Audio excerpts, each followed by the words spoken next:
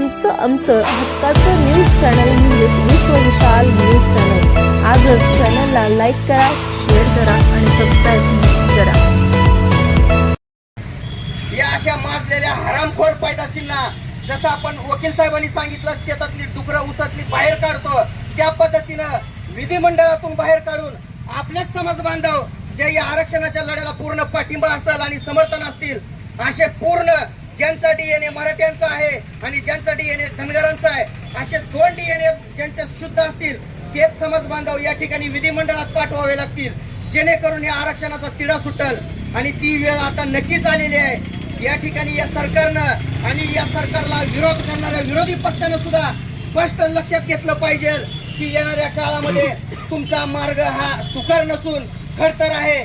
ज्या पद्धतीनं मराठा समाजानं तुम्हाला लोकसभेत धडा शिकवला त्याच पद्धतीनं येणाऱ्या काळामध्ये या दोघांना धडा शिकवायचा असेल तर विधिमंडळात आपले स्वतःचे ज्यांना या आरक्षणाची जाण आहे असे समाज बांधव दोघांनी एकत्र येऊन या ठिकाणी विधिमंडळात पाठवून हाच आरक्षणाचा मार्ग आपल्याला सोडवण्याशिवाय आता आपल्या समोर कुठलाही मार्ग राहिलेला नाही.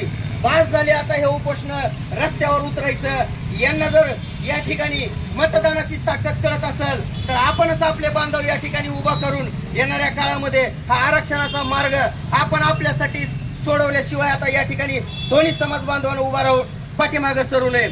सगळ्यात महत्वाची गोष्ट आहे, ज्या ज्या वेळेस या आरक्षणाची आपल्याला गरज पडेल लढाईची त्या वेळेस माझा मराठा समाज आपल्या नक्कीच या ठिकाणी सोप केला नसेल तर एक पाऊल या लढाईमध्ये आपल्यापेक्षा एक पाऊल नक्कीच पुढे असेल अशी मी ग्वाही देतो आणि या ठिकाणी आपली सर्वांची रजा घेतो. जय हिंद, जय महाराष्ट्र. पण ह्या चारच्या पाठीमध्ये 4 लाखाची ताकद आहे हे विसरता कामा नाही. आणि आम्ही सकल मराठा समाज धाराशिवच्या वतीनं आणि मेडसिंगा ग्रामपंचायतच्या वतीने या ठिकाणी ठराव घेऊन आलो. अशाच प्रकारचे ठराव संबंध जिल्ह्यामध्ये आम्ही दाखल करू आणि येणाऱ्या आगामी काळामध्ये जो काही आमचा धनगर बांधव आहे त्या बांधवाला जसं छत्रपती शिवरायांनी किंवा शाहू महाराजांनी आटके पार झेंडे लावण्यासाठी मल्हारराव होळकर बाबांची साथ घेतली त्याच प्रकारे तुमची आम्हाला साथ आहे. निश्चित आमची सुद्धा तुम्हाला साथ असणार आहे. कारण निश्चित धनगर बांधव हा एसटी मध्ये घातल्याशिवाय मी स्वस्थ बसणार नाही. कारण जोपर्यंत आरक्षणाचा आपला लढा आहे तोपर्यंत आम्ही आपल्या खंबीरपणे पाठीमागे आहोत.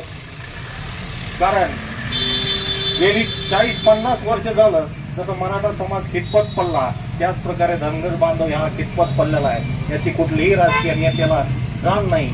फक्त आता एकच करायचं आहे की माणुसकीचा लढा हा छत्रपती शाहू महाराजांनी जे धनगर बांधव आणि मराठा बांधव आहेत ही जातीयता नष्ट करण्यासाठी छत्रपती शाहू महाराजांनी आपली स्वतःची बहीण ही होळकर घराण्यामध्ये दिली होती हे आपल्याला कदाचित माहीत नसावं. कारण हीच नाळ घेऊन आम्ही चालतोय. त्यामुळे येणारा काळ हा आपला एकीचा काळ आहे.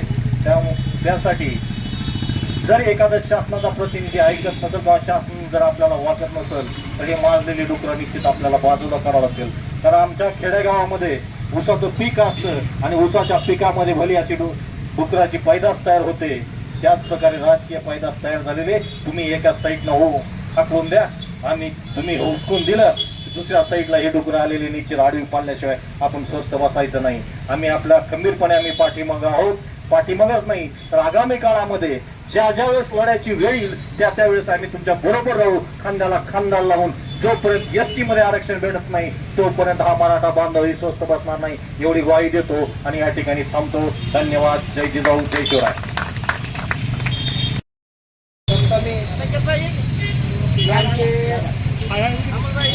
धनगर बांधव आहेत उपोषण करते मी त्यांना प्रथमतः मी एवढं सांगू इच्छितो की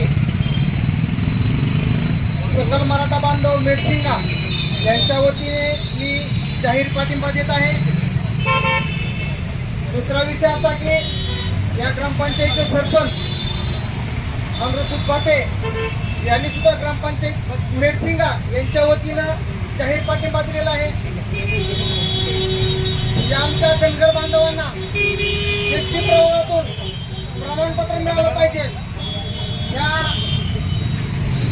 मागणीसाठी आम्ही सकल मराठा बांधव मेडसिंगा व ग्रामपंचायत मेडसिंगा यांच्या वतीनं आम्ही त्यांना जाहीर पाठिंबा देत आहोत.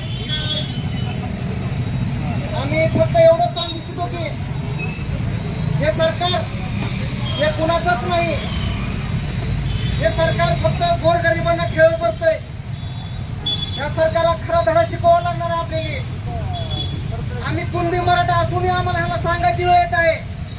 आणि धनगर बांधवांना सुद्धा ही धनगर बांधव आहेत हे सांगायची ह्याला वेळ येत आहे. कारण ह्यांच्यामुळं आमच्या गरिबाची माती होत आहे. हे या सरकारला मला उद्देशून सांगायचं आहे. फक्त मी एवढंच सांगणार आहे, या मराठा बांधवासोबत पूर्ण सकल मराठा बांधव सोबत राहील एवढी ग्वाही देतो आणि थांबतो.